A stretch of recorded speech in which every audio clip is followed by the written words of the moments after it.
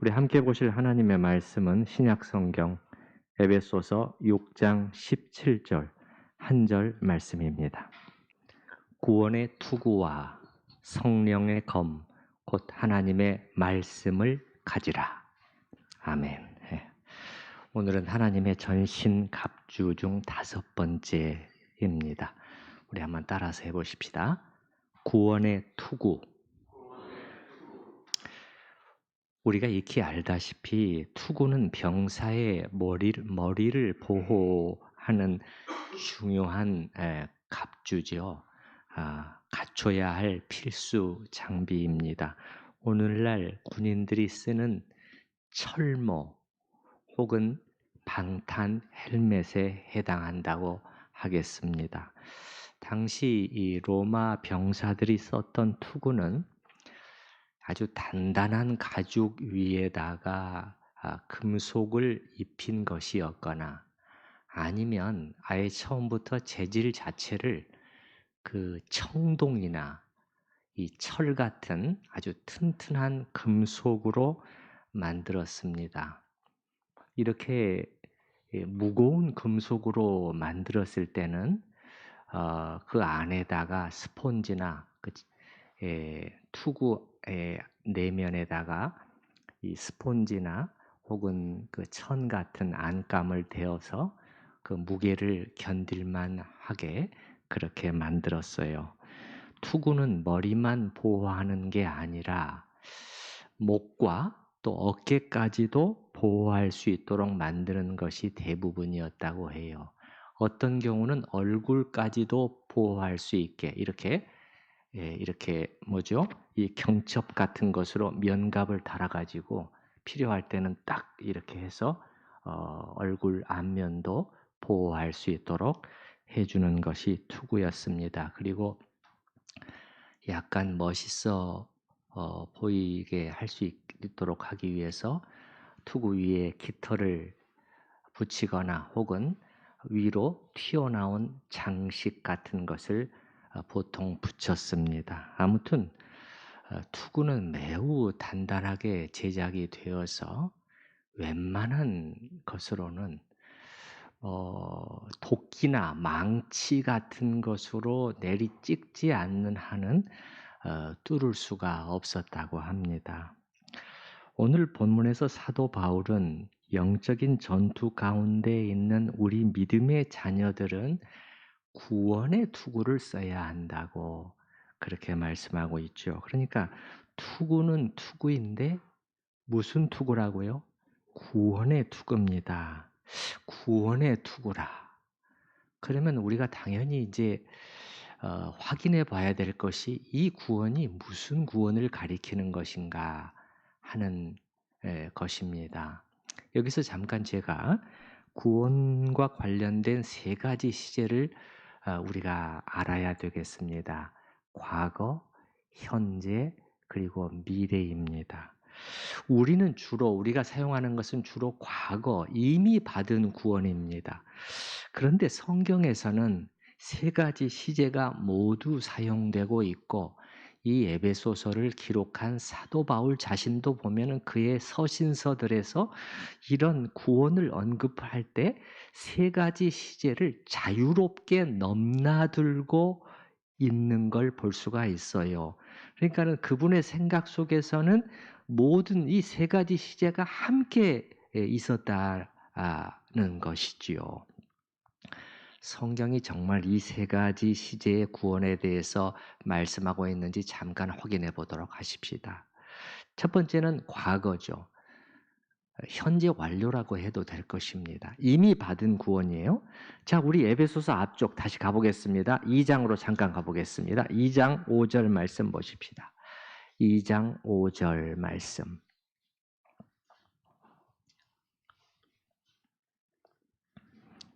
2장 5절에 보면 허물로 죽은 우리를 그리스도와 함께 살리셨고, 그 다음에 너희는 같이 읽어봅시다. 너희는 은혜로 구원을 받은 것이라. 우리는 구원을 받았습니까? 아멘이죠. 이렇게 성경이 우리에게 말씀하고 있잖아요. 그 다음에 3절 뒤에 8절 말씀 8절 말씀도 보시게 되면 너희가 그 은혜를 인하여 믿음으로 말미암아 구원을 받았으니, 예, 받았으니, 그렇죠. 역시 과거 혹은 현재 완료 시제로서 이미 일어난 구원에 대해서 우리에게 말씀해 주고 있어요. 자, 이 첫 번째 구원, 이게 가장 중요해요. 이게 가장 중요해요. 나머지 현재 미래의 모든 구원이 여기에 달려 있습니다. 그 다음에 두 번째는 현재의 구원입니다. 지금 진행되고 우리의 구원은 이루어져 가고 있습니다. 이루어져 가고 있어요. 빌립보서 2장 12절에 보면은 두렵고 떨림으로 너희 구원을 뭐하라? 이루라. 이루어져 가고 있는 구원입니다. 세 번째는 미래입니다. 미래의 구원이라는 것은 뭘 말하는 것일까요? 앞으로 주님 오실 때 어떻게 될 구원? 어떻게 될 구원? 완성될 구원에 따라서 해보십시다. 완성될 구원입니다. 로마서 13장 말씀을 제가 읽어드릴게요. 또한 너희가 이 시기를 알거니와 자다가 깰 때가 벌써 되었으니 이는 이제 우리의 구원이 처음 믿을 때보다 가까웠음이라. 이 구원은 이미 받은 구원만을 말씀하는 게 아니라 앞으로 우리에게 일어날 완성될 구원을 가리키는 것입니다. 우리 오늘 본문으로 다시 돌아왔어요. 자, 이와 관련해서 오늘 본문에 이 구원의 투구라고 했을 때 구원이 뭘 가리키는 것이냐에 대한 해석이 크게 두 가지로 갈립니다. 하나는 이미 받은 구원인가 아니면은 미래에 완성될 구원인가 요 두 가지 해석인데 결론부터 말씀을 드리면 저는 이쪽 미래의 구원 쪽을 가리킨다고 봅니다.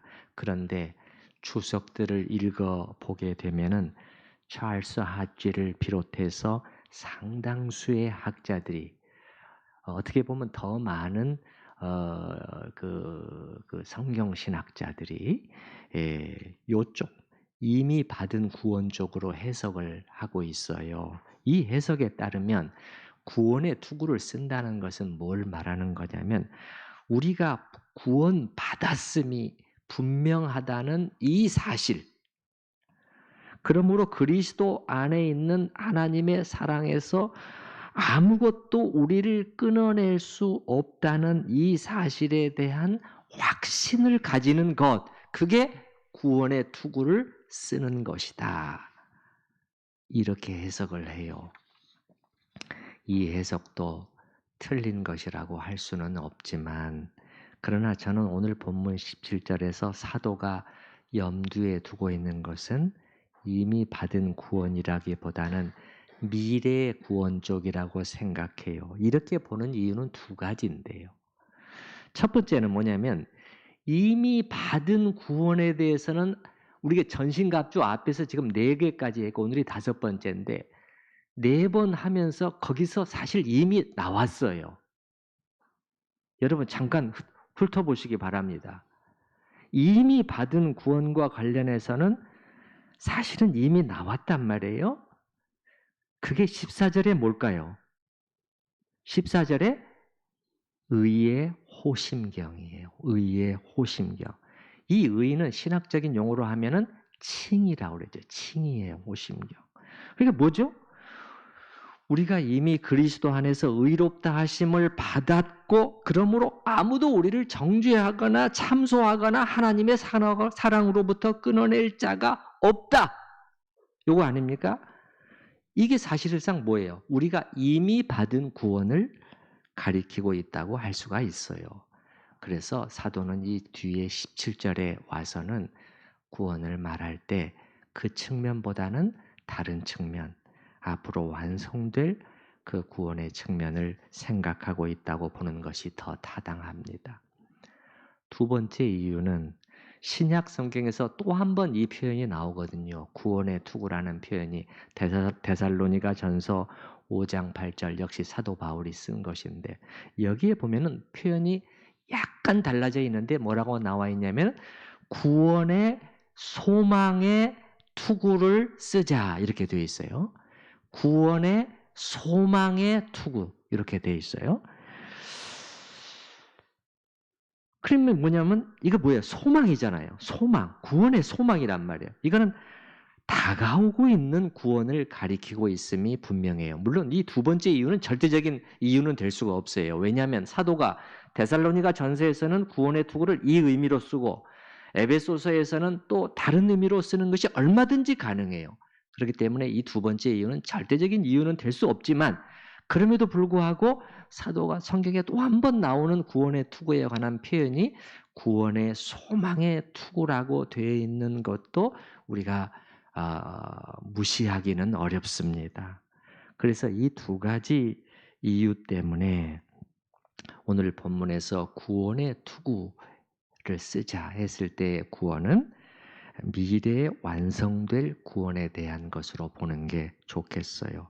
이 일은 언제 정확히 말하면 그리스도께서 다시 오실 때 일어날 일이죠. 자, 초림이죠.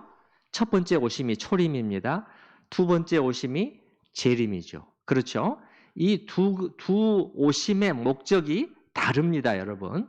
두 오심의 목적이 어떻게 다를까요?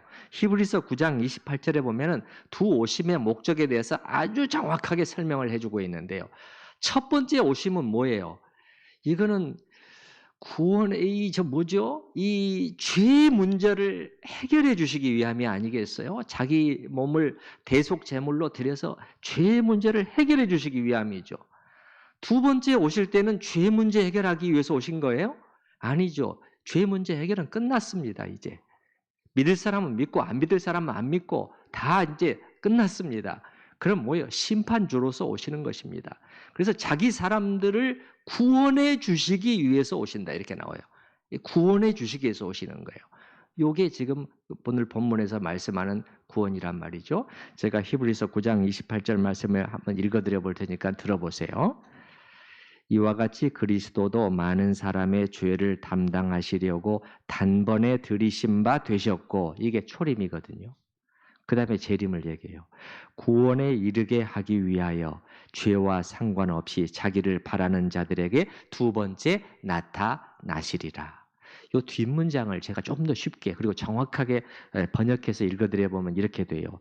죄와 상관없이 이 두 번째 오시는 것은 죄 문제 해결을 위해서 오시는 게 아니에요. 구원을 가져다 주기 위해서 오신다는 거예요. 죄와 상관없이 자기를 바라는 자들을 우리 아닙니까? 우리 믿는 자들을 구원에 이르게 하기 위하여 두 번째 나타나시리라. 이 구원입니다. 아시겠죠? 예. 이날은 성경에 기록된 약속들이 성취되는 날입니다.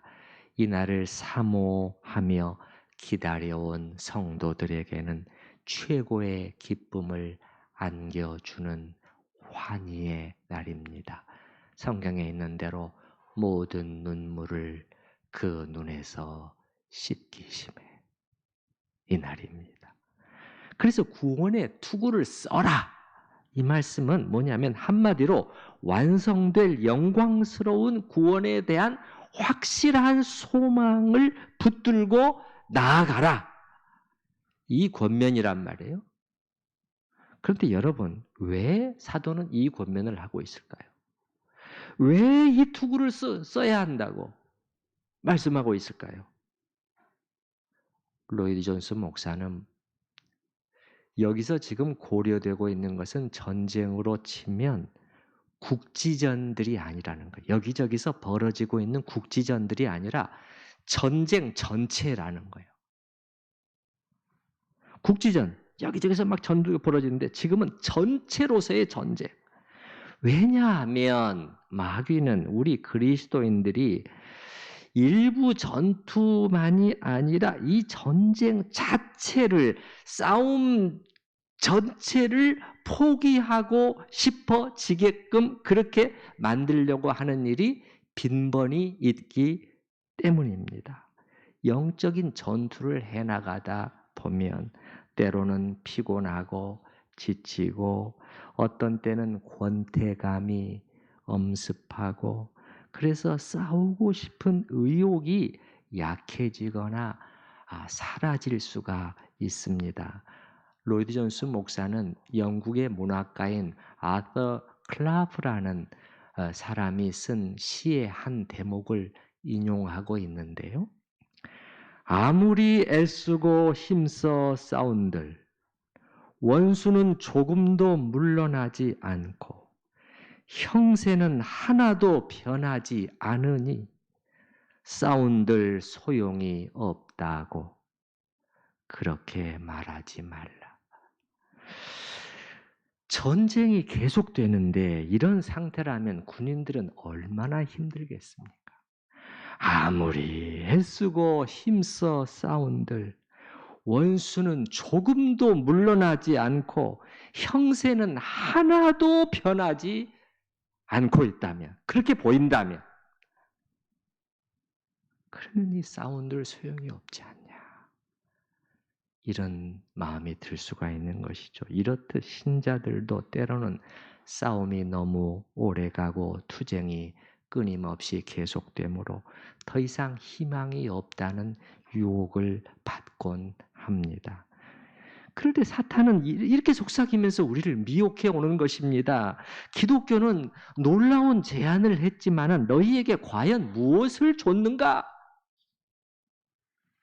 예수 믿으면 다 잘 될 것이라고 했지만 정말 그렇게 됐는가?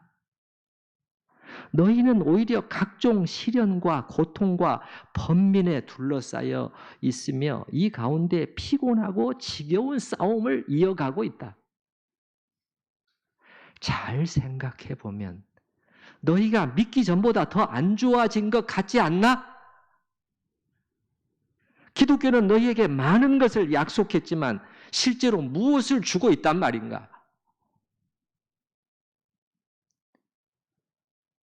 오늘의 교회가 처한 현실도 그렇습니다. 뭔가 되는 쪽이 아니라 그 정반대 방향으로 가는 것 같은.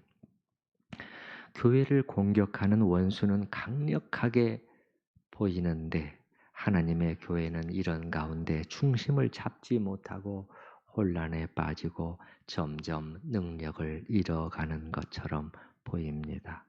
이런 상황 속에서 계속 싸우면서 나아가는 것이 무슨 의미가 있단 말인가? 이렇게 해서 그리스도인들이 이 싸움 자체를 포기하고 접어버리게 되면 몇몇 국지전에서 지는 것보다도 훨씬 더 심각한 일이겠지요. 그렇지요?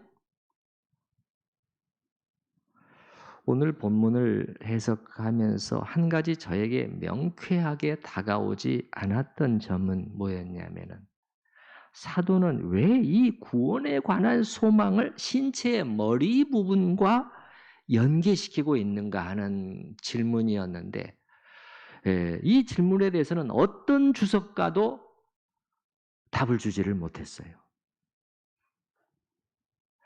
그래서 저 나름대로 해석해 보았는데 머리는 몸의 지휘부에 해당하는 것이잖아요. 중추신경이 딱 자리 잡고 있어서 손과 팔과 뭐 다리, 발, 뭐 이 머리 이 모든 것을 이렇게 명령을 하다라는 거잖아요. 그죠? 예. 지휘부죠. 전쟁이 진행되고 있는데 군대의 지휘부에서 싸우기를 포기해 버리면 어떻게 되겠습니까? 우리나라의 적군이 쳐들어와서 지금 치열한 전투가 여러 군데서 벌어지고 있는데 육본 지하 벙커에서 우린 졌다. 싸워봐야 소용없어. 이렇게 돼버리면 이미 진전쟁이죠. 전방에서 병사들이 아무리 길을 쓰고 전투에 임한다고 해도 그건 이미 기울어져 버린 거예요. 맞습니까? 네. 이런 것처럼 우리 몸의 머리에서 포기 결정을 내려버리면 나머지 여기 나오는 갑주들 진리의 허리띠도 의의 호심경도 소용없고 믿음의 방패도 성령의 검도 이런 것들을 집어들 힘도 없게 되잖아요. 그렇죠? 예. 그렇게 되기 때문에 사도가 구원의 소망을 잃지 말아야 된다. 이거를 신체의 머리 부분하고 연결시키지 않았나. 아무도 말해주지 않았기 때문에 저 나름대로 추정해 본 것입니다. 그래서 사도는 전쟁 자체, 싸움 자체를 포기하는 거. 그럼 구원의 투구를 벗어버리는 거란 말이에요. 이건 치명적이잖아요. 이렇게 되는 것만은 피해야 된다. 그러면 어떻게 해야 되느냐? 우리의 구원이 완성될 영광스러운 그날을 바라보고 바로 여기에 우리의 시선을 고정시키고 복된 소망 가운데 기뻐하는 법을 연습해야 된다는 것이에요. 여러분 이거 하고 계시나요? 어느 정도로 해야 된다? 어느 정도로 해야 된다? 그 소망이 그날 이루어질 일이 제가 그래서 말씀드렸잖아요. 부활주일 날 우리의 이 몸이 어떤 방송에 나온 의사분이 사람이 65세가 넘으면 이제는 온 몸에서 신체에서 제대로 작동되는 부위가 사실 거의 없다고 보면 맞습니다. 정말 사실이에요. 그러나 그럴 때 어떻게 하는 거라고 그랬죠? 세 가지 믿음의 묵상과 사모함. 우리가 부활 시에 입게 될 그 새로운 몸을 계속해서 바라봐야 그 연습을 해야 된다고 그랬죠.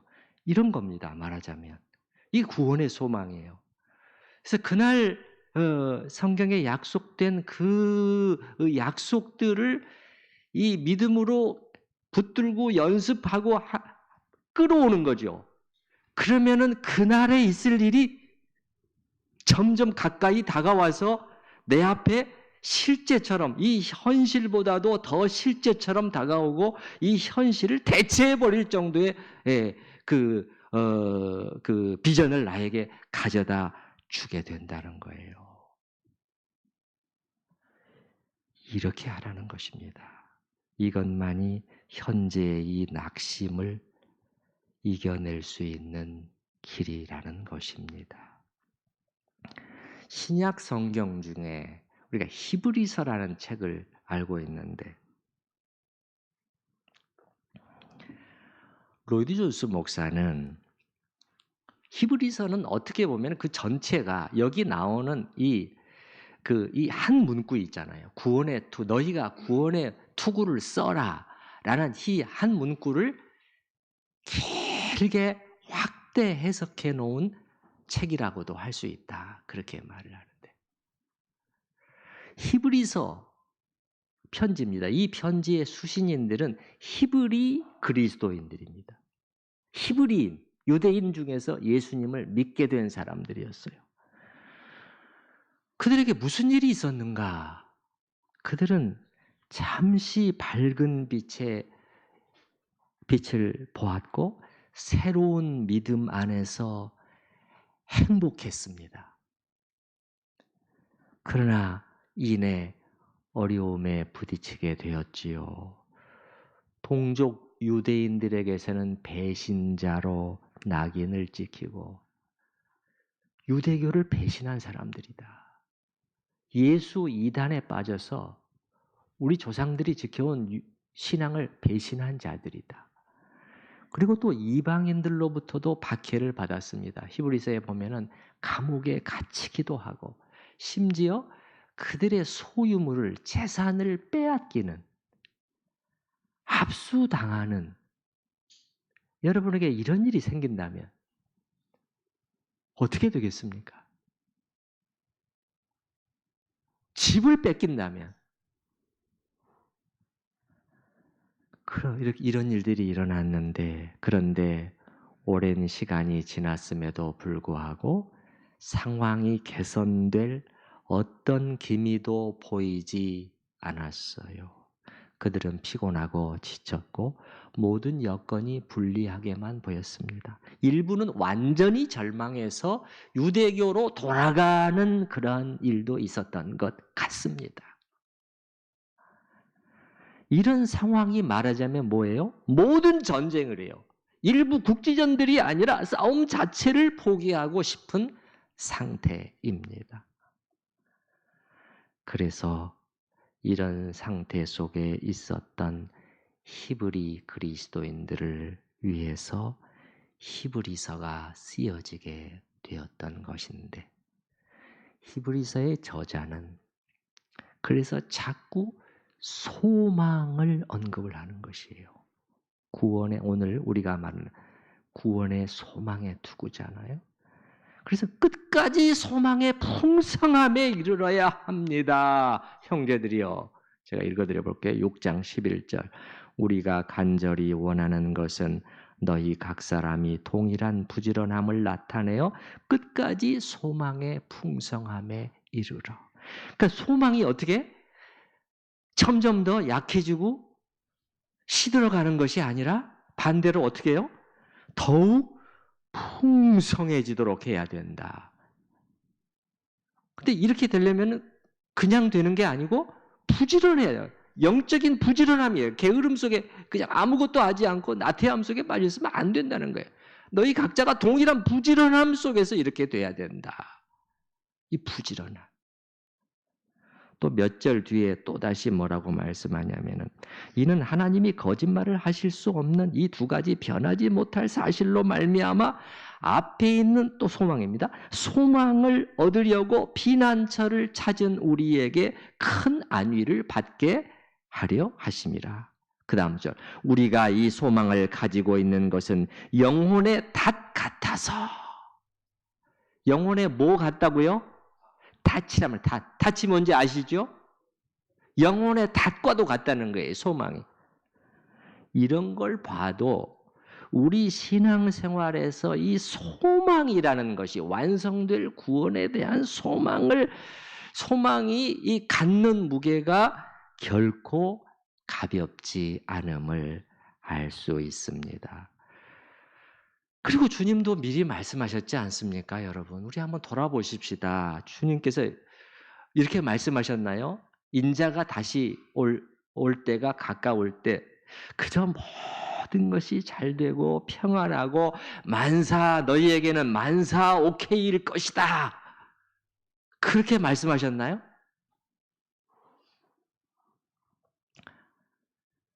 마태복음 24장, 마가복음 13장, 누가복음 21장, 공관복음에서 나오는 내용들은 한결같이 그 반대입니다. 큰 환난이 있을 것이고 신자들의 시련이 있을 것이고 미혹하는 일이 있을 것이다. 거짓 그리스도들이 나타나고 이 가운데 끝까지 견뎌낼 수 있어야 한다. 그렇게 말씀하셨나요? 제가 읽어볼게요. 또 너희가 내 이름으로 말미암아 모든 사람에게 미움을 받을 것이나 끝까지 견디는 자는 구원을 얻으리라. 그러니까 말세가 가까울수록 우리가 어려움이 우리에게 찾아오는 것은 당연한 일이에요. 주님이 미리 말씀하셨잖아요. 이런 가운데 만사가 다 희망이 없다고 여겨지고 절망에 빠지려 할 때 호련히 갑자기 그때 인자가 올 것이다. 이게 주님의 예언이에요. 갑자기예요. 갑자기. 밤의 뭐처럼? 밤의 뭐처럼? 도적처럼. 밤의 도적처럼. 그래서 이 날을 준비하고 기다리는 자들에게는 복이 있다. 이게 계속해서 성경에서 나오는 말씀 아닙니까? 그래서 사도는 우리에게 이 투구를, 구원의 소망의 투구를 쓰고 전투 현장으로 나아가자. 이렇게 무장하고 나아가자. 잠깐 후면 오실 리가 오시리니 지체하지 아니하시리라. 이것도 히브리서 10장. 그 바로 다음에 나오는 구절이 제가 지난번에 인용한 저 유명한 구절. 나의 의인은 믿음으로 말미암아 살리라. 이렇게 연결되죠. 그러므로 우리는 그날 나타날 영광스러운 구원에 대한 소망을 계속 키워나가야 할 것입니다. 그렇게 하실 수 있기를 바랍니다. 우리의 구원이 완성되는 이 날은 역전의 순간이라고도 할 수가 있겠습니다. 아주 중요한 야구 경기가 있는 날, KBO 한국 시리즈 양 팀이 3대3으로 팽팽하게 가다가 마지막 7차전에 이르렀는데 4대2로 지고 있는데 9회 말이란 말이에요. 이미 투아웃이에요. 그리고 이 투 스트라이크예요. 이제 삼진 아웃 되느냐 마느냐. 그 순간에 홈런이 뻥 터졌는데 그것도 3루 홈런이다. 그러면 어떻게 됩니까? 이걸로 경기 자체가 끝나버립니다. 경기 종료. 한국 시리즈 우승. 그래서 마지막 주자가 홈으로 뛰어들어. 그때까지는 움직이면 안 돼요. 마지막 주자가 홈으로 뛰어 들어오는 순간 어떻게 됩니까? 선수들끼리는 얼싸안고 막 춤을 추고 울고 그리고 이 팀의 팬들까지 환호성을 지르면서 경기장으로 뛰어 내려오고 한마디로 난리가 나지요. 우리 그리스도인들의 구원이 완성되는 그날이 말하자면 바로 이런 감격적인 순간입니다. 역전승이에요. 따라서 해보십시다. 역전승. 모두가 놀라게 될 것이에요. 패한 자들인 줄 알았는데 이들이 최종 우승팀이라고 이렇게 되는 것이지요. 이 소망이에요. 이 날이 곧 온다 하는 이 소망을 흔들림 없이 붙잡고 나아가는 것이 무슨 투구를? 구원의 투구를 쓰고 전투에 임하는 것입니다.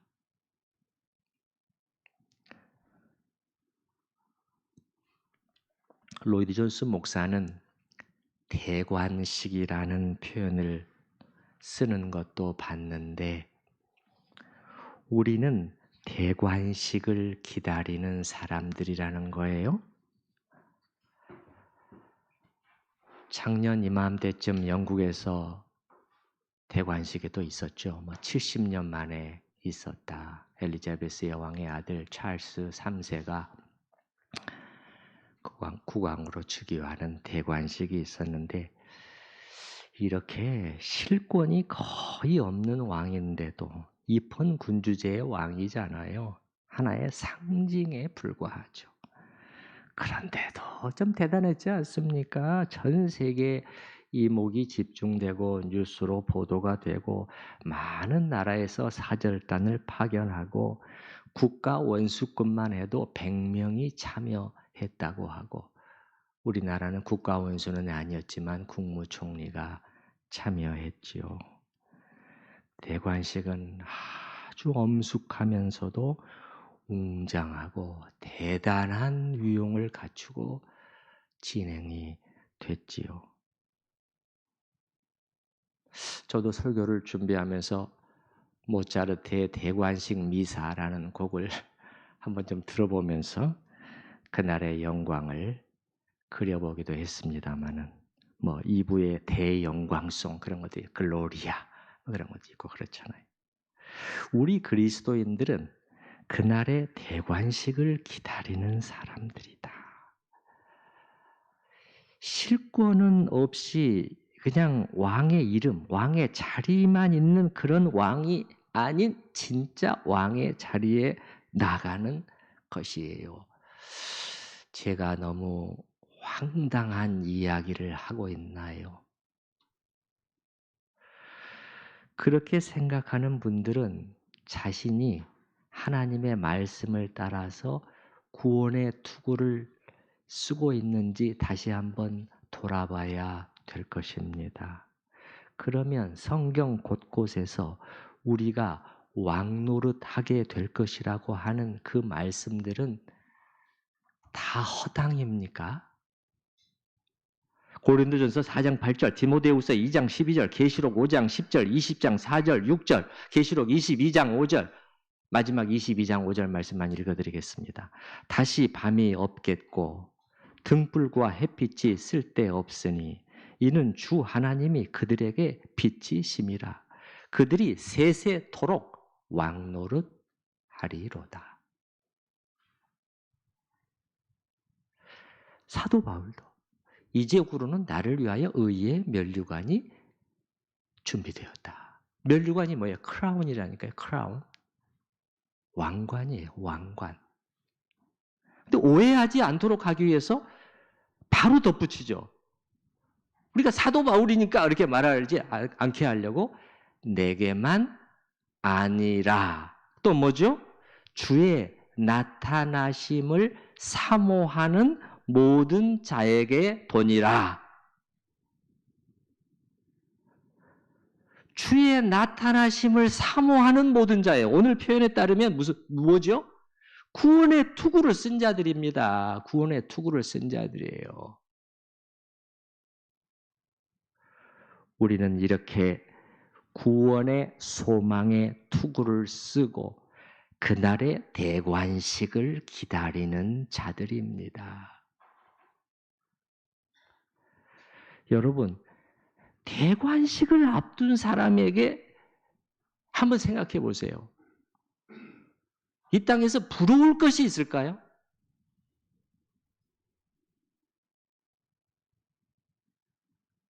그런데도 우리는 이 땅에서 겨우 조금 더 많이 갖고 더 인정을 받고 유명해지고 이런 것들에 목을 메고 살 것이냐 말이에요. 진짜 대관식을 앞둔 사람에게는 이런 것들이 보이지도 않을 것입니다. 안중에도 없을 것이에요.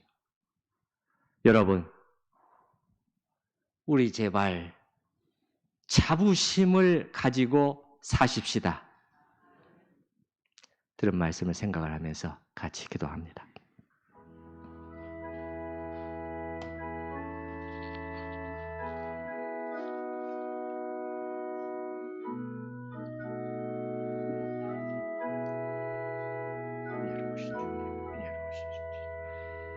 주여,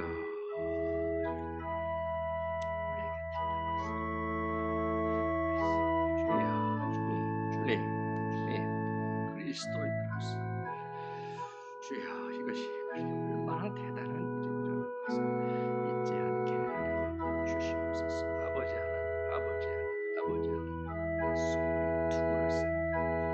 무엇인가를 저에게 가르쳐 주셔서 영적인 전투에서 쉽게 벗어나지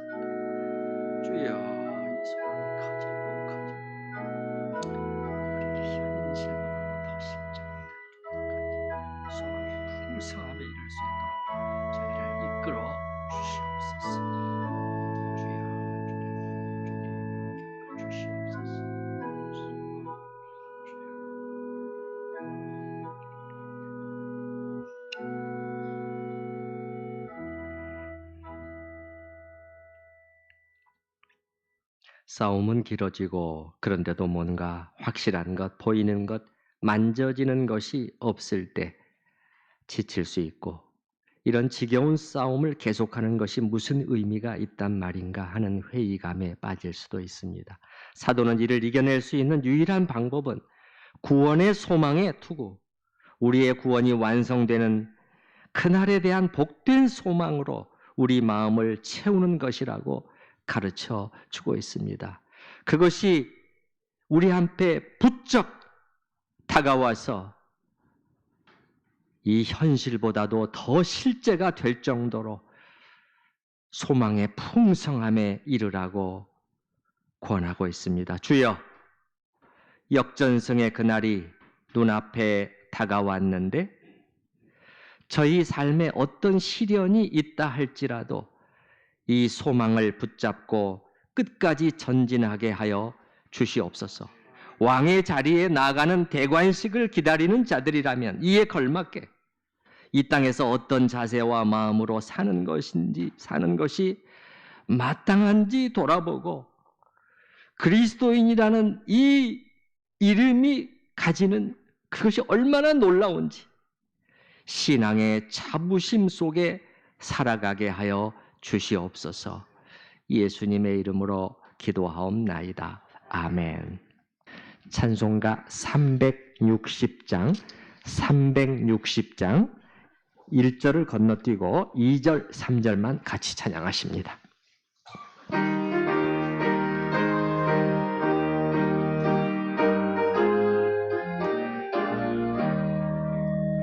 악한 마귀 권세를 모두 깨쳐버리고 승리하신 주님과 승전가를 걸어세 선한 싸움 다 싸우고 의의 면류관 받았으리라. 선한 싸움 다 싸우고 의의 면류관 예루살렘 성에서 면류관 받으리. 저 요단강 건너 우리 싸움 마치는 날 의의 면류관 예루살렘 성에서 달려갈 길 가가고 싸움 모두 마치노. 주와 함께 기쁨을 용사들 나누리세. 선한 싸움 다 싸우고 의의 면류관 받았으리라. 선한 싸움 다 싸우고 의의 면류관 예루살렘 성에서 면류관 받으리.